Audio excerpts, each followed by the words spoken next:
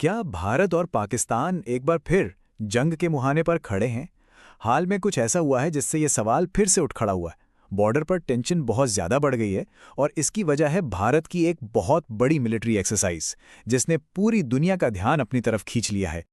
तो सवाल यही है कि भारत की ये जो सैन्य तैयारी है, क्या ये बस एक रूटीन ड्रिल है जैसा कि अक्सर होता रहता है, या फिर इसके पीछे कोई बड़ा और गहरा मैसेज छिपा है? चलिए मिलकर इस पूरी सिचुएशन को समझते हैं। ये पूरी कहानी शुरू होती है एक टेक्निकल टर्म से जिसका नाम है नोटैम। इसे आप एक तरह का एरियल ट्रैफिक अलर्ट समझ सकते हैं। जब भी कोई देश कोई मिलिट्री एक्सरसाइज या मिसाइल टेस्टिंग करता है तो वो एक नोटैम जारी करता है। बेसिकली पायलट्स को ये बताने के लिए कि भाई इस इलाके में कुछ एक्टिविटी हो रही है तो अपना रास्ता बदल लो। और हाल ही में भारत ने ऐसा ही एक नोटैम जारी किया है। तो आखिर ये सब हो क्यों रहा है? इसकी जड़ में है भारत का एक बहुत बड़ा युद्धाभ्यास जिसका नाम है त्रिशूल। और इसी एक्सरसाइज ने इंटरनेशनल लेवल पर सबका ध्यान खींचा है। तो देखिए, ये कोई छोटा मोटा अभ्यास नहीं है। इसका नाम है त्रिशूल और इसमें भारत की तीनों सेनाएं मतलब आर्मी, नेवी और एयरफोर्स एक साथ हिस्सा ले रही हैं। ये राजस्थान के जैसलमेर से लेकर गुजरात के कच्छ के रण तक के एक बहुत बड़े इलाके में हो रहा है और इसमें लगभग 30,000 सैनिक शामिल हैं। इसका स्केल ही इसे बहुत खास बना देता है। अब यहां से मामला और दिलचस्प हो जाता है। एक एक्शन रिएक्शन का खेल शुरू होता है।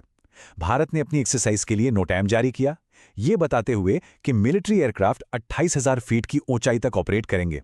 इसके फौरन बाद पाकिस्तान ने भी अपने एयरस्पेस में नोटैम जारी कर दिया और कुछ हवाई रास्ते बंद कर दिए। ये दिखाता है कि बॉर्डर के दोनों तरफ माहौल कितना तनावपूर्ण है। चलिए अब उस जगह की बात करते हैं जहां ये सब हो रहा है, क्योंकि इस पूरे मामले में लोकेशन बहुत बहुत ज्यादा अहम है। ये युद्धाभ्यास सरक्रिक के इलाके में हो रहा है, जो भारत और पाकिस्तान के बीच एक बहुत पुराने विवाद की जड़ है। तो आखिर ये सरक्रीक विवाद है क्या भला?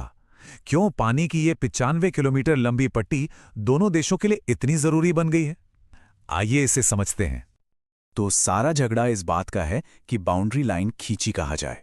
भारत का कहना है कि थालवेग सिद्धांत के हिसाब से, जो कि नदियों के लिए एक इंटरनेशनल रूल है, बाउंड्री पानी के बहाव के बीच में से जानी चाहिए, जिससे दोनों देशों को आधा आधा हिस्सा मिले।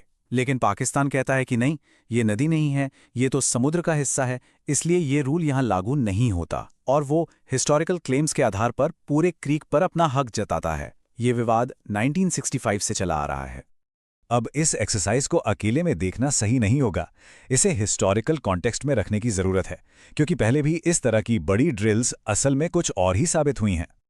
इतिहास हमें दिखाता है कि बड़ी मिलिट्री एक्सरसाइज अक्सर किसी बड़ी घटना की तैयारी होती हैं। याद कीजिए 2001 में इंडियन पार्लियामेंट पर अटैक के बाद ऑपरेशन पराक्रम हुआ था, जो लगभग जंग में बदल ही गया था। और हाल ही में हमने रूस को यूक्रेन बॉर्डर पर अभ्यास करते देखा, जिसके तुरंत बाद उसने हमला कर दिया। इसलिए जब 30,000 सैनिक एक डिस्प्यूटेड एरिया में ड्रिल करते हैं तो चिंता होना तो लाजमी है। इस मिलिट्री एक्सरसाइज के साथ साथ चल रही बयानबाजी भी बहुत मायने रखती है। हाल ही में भारत के रक्षा मंत्री राजनाथ सिंह ने इसी सरक्रीक इलाके का दौरा करके ये कड़ा संदेश दिया था। इस तरह के बयानों से एक्सरसाइज को लेकर अटकलें और तेज हो जाती हैं। अब इस पूरी कहानी में एक और एंगल जुड़ता है और वो है अफगानिस्तान का। पाकिस्तान के लिए सिचुएशन सिर्फ भारत के बॉर्डर पर ही तनावपूर्ण नहीं है, बल्कि उसके वेस्टर्न बॉर्डर पर भी हालात तेजी से बदल रहे हैं। पाकिस्तान इस वक्त दो तरफ से दबाव में है। एक तरफ अफगानिस्तान कुनार नदी पर डैम बनाकर उसका पानी रोकने की तैयारी कर रहा है, ठीक वैसे ही जैसे भारत के साथ उसका पानी का विवाद है।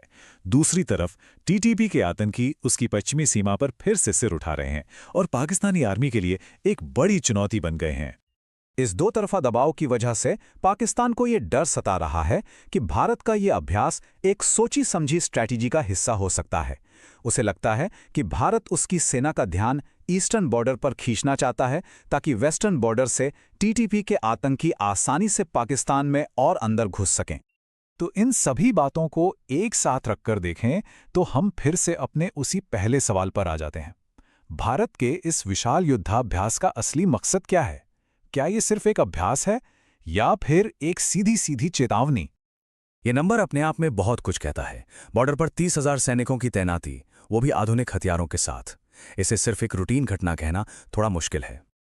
तो जब हम इस एक्सरसाइज में तैनात एडवांस्ड हथियारों को देखते हैं, जैसे पिनाका रॉकेट सिस्टम, तेजस फाइटर जेट्स और K9 वज्र तोपें, इसके मकसद को देखते हैं, जैसे तीनों सेनाओं के बीच कोऑर्डिनेशन और लंबी दूरी के सटीक हमले, और इसके साथ चल रही पॉलिटिकल बयानबाजी को सुनते हैं, तो ये सब मिलकर एक बहुत ही पावरफुल संदेश देते हैं। ये वाकई एक आम अभ्यास से कहीं ज्यादा लगता है। तो आखिर में सवाल यही बचता है, क्या ये सिर्फ अपनी सैन्य ताकत का एक स्ट्रैटेजिक प्रदर्शन है जिसका मकसद पाकिस्तान पर दबाव बनाना है, या फिर ये सीमा पर किसी आने वाले बड़े संघर्ष की आहट है? इसका जवाब तो सिर्फ वक्त ही देगा।